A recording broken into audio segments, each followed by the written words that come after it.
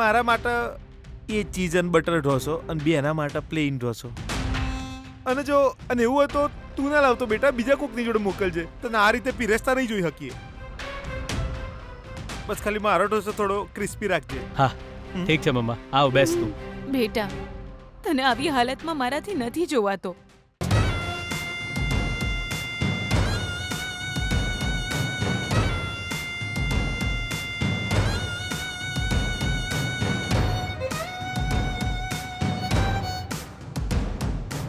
મને એવું લાગે છે કે તારે આ બધું છોડીને ઘરે પાછા આવી જવું જોઈએ.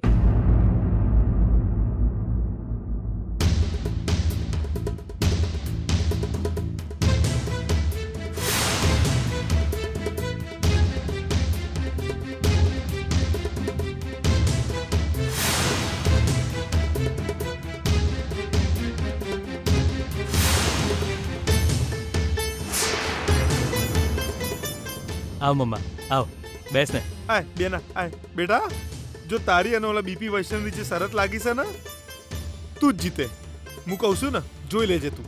મામા આય હું બેસ. જીતીને દેખાડીશ. અને સફેદ ચટણી થોડી વધારે મોકલજે. હા. જા.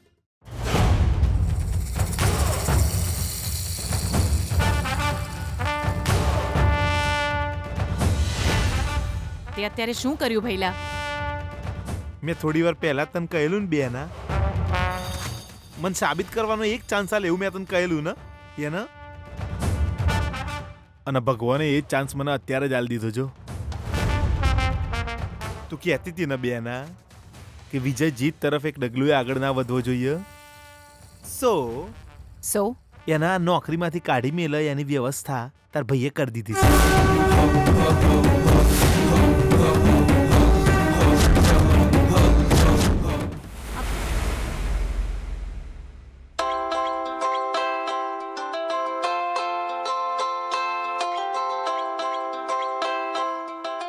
પપ્પાજી, હેલો. હલો ગીતા, બોલો ને પપ્પાજી. મારે તારી સાથે બહુ જરૂરી વાત કરવી છે. તું ઓફિસ આવી શકીશ બેટા? અત્યારે આવો પપ્પાજી? સાંજે આવીશ તો પણ ચાલશે. ઠીક છે પપ્પાજી. શું વાત છે એવું પૂછી શકું હું? તમારી વાતો પરથી તમે ટેન્શનમાં લાગો છો. કંઈ નહીં બેટા, વિજયને મેં જન્મ આપ્યો, પણ જિંદગી કેવી રીતે જીવવાની એ તો તું જ શીખવાડી રહી છે. બસ એ જ વિષય પર મારે થોડી વાત કરવી છે. ઠીક છે પપ્પાજી, હું આવી જઈશ. ઠીક છે.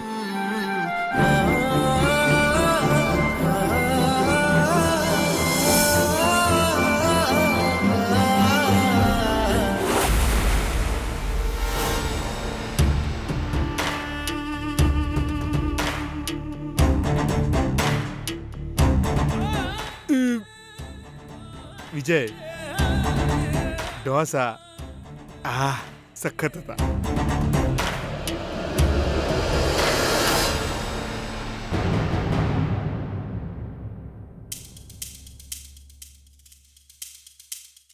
મમ્મા, આ શું છે મમ્મા? તું આવી રીતે કેમ પૂછી રહ્યો છે? આ પૈસા છે એ બિલના છે, અને જે તારા હાથમાં છે એ તારી ટીપ છે. મમ્મા, હું પહેલા તારા હાથે પોકેટ મની લેતો હતો ને, અને અત્યારે ટીપ લઈ રહ્યો છું.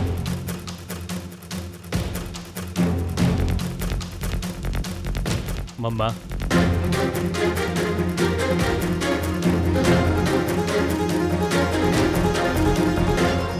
આખો મહિનો મહેનત કરીને તું જે 1 લાખ રૂપિયા કમાવાનો પ્રયત્ન કરી રહ્યો છે, એ 1 લાખ રૂપિયા હું તને ટીપમાં આપી રહી છું.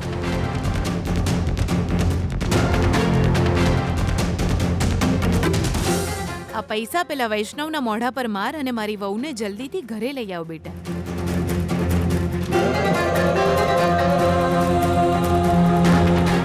ના મમ્મા. નો વિજય, તારે કંઈ જ બોલવાની જરૂર નથી. હું તને આ રીતે અહીંયા કામ કરતા નહીં જોઈ શકું, એટલે જ હું તને આજે જ જીતાડી રહી છું.